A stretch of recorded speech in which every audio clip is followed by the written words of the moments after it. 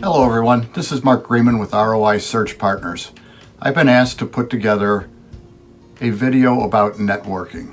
It's something I've done for years with arguably a fair amount of success, and so I'll tell a couple of stories that I hope will be helpful to you. This is the second in a series of videos that our firm is putting together to help those people who are in transition, or quite honestly, people who are currently employed and looking to take that next step in their career. Marcy Whalen and Jenny Rogers kicked off our series with a video about the art of putting together a really solid resume. I hope you'll watch that, and that video, this video, and all videos that we produce will be available on our website at www.roisearchpartners.com. I'm going to share some thoughts through a business leader lens and not necessarily through a search firm leader lens. And there is a difference.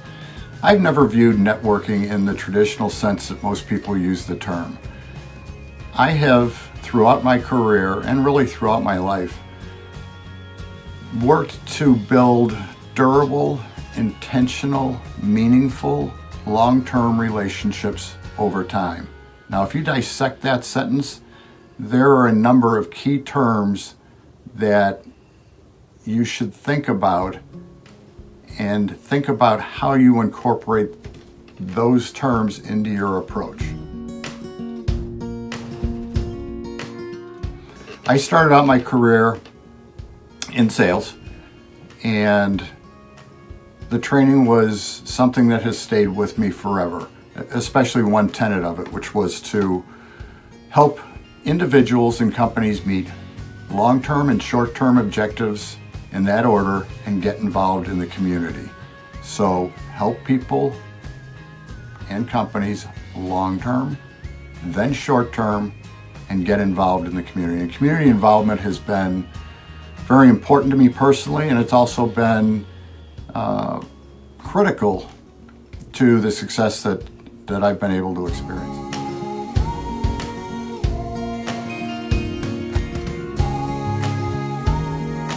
Let me tell you a couple of quick stories. Jim Kavanaugh, CEO of Worldwide Technology, who a number of you may be familiar with, and certainly the name. He was on the St. Patrick's Center board when I got involved with the organization. So I reached out to Jim and said that I'd love to take him to breakfast to understand more about why he became involved in St. Patrick's Center, why it was so meaningful to him, why he had passion for the organization.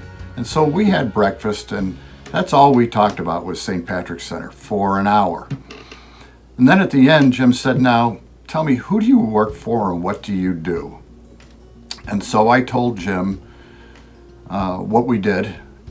And he said, "I may have a project for you. And just let me tell you, Mark, that we would never have had this morning's conversation, and you would have never had a conversation with me or my executives about doing work for us if we didn't share a common passion around eliminating homelessness in the St. Louis region."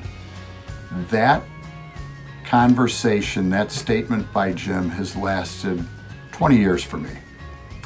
So getting involved in your community, you develop incredible relationships.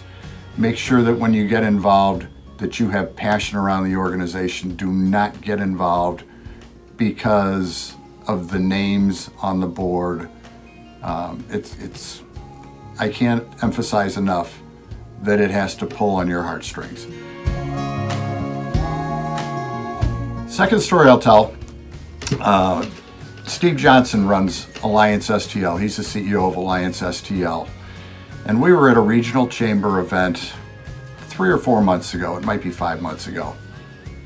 And we're talking, and we were both bemoaning a little bit being at yet another public event. See, Steve and I are both introverts, and we're introverts in extrovert roles. And so being in a crowd exhausts us over time. And the conversation we had was, what was our mindset going into any function or any event where there are literally hundreds of other people? And we both agreed that our very similar approach is that we go there to run into a couple, 3, 4 people who we know, to renew relationships, to say hi.